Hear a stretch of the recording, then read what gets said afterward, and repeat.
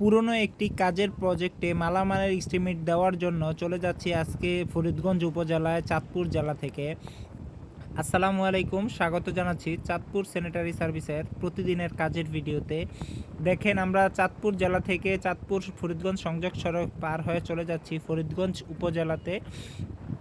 একটা ছোট্ট কাজের প্রজেক্টে আমাদের কিছুদিন আগে কাজ করা হয়েছে, এখন টাইলস করবে। টাইলসের পরে যেই মালামালগুলো প্রয়োজন ওইগুলো এস্টিমেট দিয়ে আসবো, প্লাস ওইখানে আমাদের পানির পূর্বে প্রেশার দিয়ে এসেছিলাম লিক টেস্ট করার জন্য। ওই লিক টেস্টটা পানির প্রেশার বা পানি পর্যাপ্ত পরিমাণে যতটুকু আমরা রেখে এসেছি ও ততটুকু ঠিক আছে কি না ওইটাও দেখব। আর দেখার জন্য চলে যাচ্ছি বাইকে করে নিজে। আর এখানে সোনার হরিণ তেল, বাইকের যে অকটেন আছে সোনার হরিণ, বর্তমানে বাজারে কিন্তু বাইকের তেলের কিন্তু অনেক অভাব।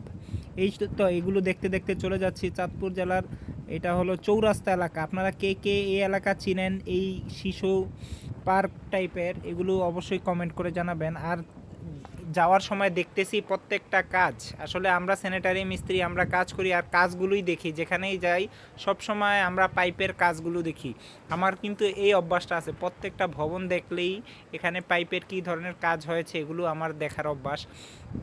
আর যাচ্ছি এবং আমার হাতে কাজ করা, যেমন টুকিটাকি এই কাজটাও আমার হাতের, এগুলো কিন্তু টুকিটাকি কাজ আমার হাতের। বা এই যে সুন্দর একটা ভবন, এগুলো দেখতে দেখতে যাচ্ছি সুন্দর বিকেলের আবহাওয়া উপভোগ করতে করতে। আর রাস্তাঘাটে আলহামদুলিল্লাহ প্রচণ্ড গাড়ির চাপ, কারণ ঈদের সময় বিকালবেলা মানুষ সবাই একটু ঘুরতে বের হয়।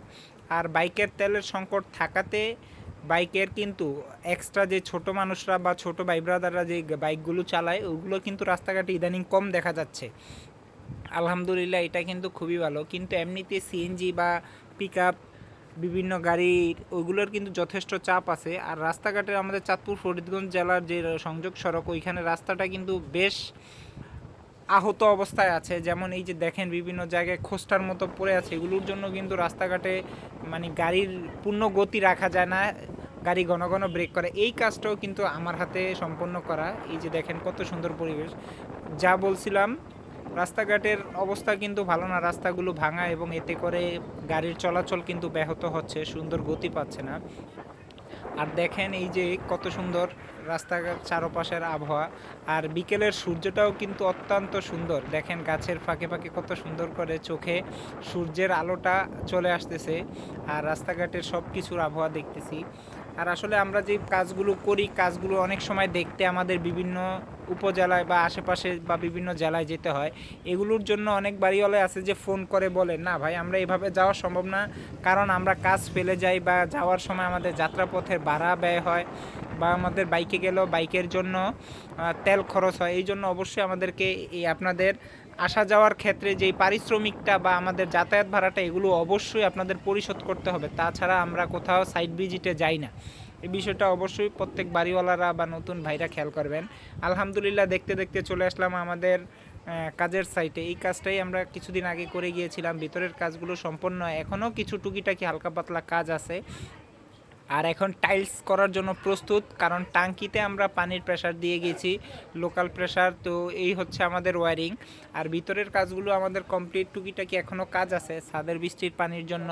আর ওয়্যারিংগুলো দেখছি আলহামদুলিল্লাহ যথেষ্ট সুন্দর আছে, এবং পানির পর্যাপ্ত পরিমাণে যতটুকু রেখে আসছি এখনও ঠিক ততটুকুই আছে। তো আমাদের কাজগুলো প্রতিনিয়ত কেমন হয় কমেন্ট করে জানাবেন, আর ভালো লাগলে ভিডিওগুলো শেয়ার করে দিবেন। আর অবশ্যই আপনারা আমাদের ফলো করে পেজটি পাশে থাকবেন। ধন্যবাদ। আর আমাদের যে কোনো কাজে যদি কোথাও কোনো ভুল ত্রুটি হয় অবশ্যই আপনারা পরামর্শ দিবেন, কারণ আমরাও ভুলের ঊর্ধ্বে না, আমরাও মানুষ, আমাদের কাজেও ভুল হতে পারে। যাই হোক, আলহামদুলিল্লাহ আমাদের আজকের এই পর্যন্তই। তো সবাই দোয়া করবেন। আল্লাহ হাফেজ, আসসালামু আলাইকুম। দেখা হচ্ছে পরবর্তী কোনো নতুন ভিডিওতে। আর সোনার হরিণ তেল পুরাতে পুরাতে আবারও চলে যাচ্ছি আপন ঠিকানায়।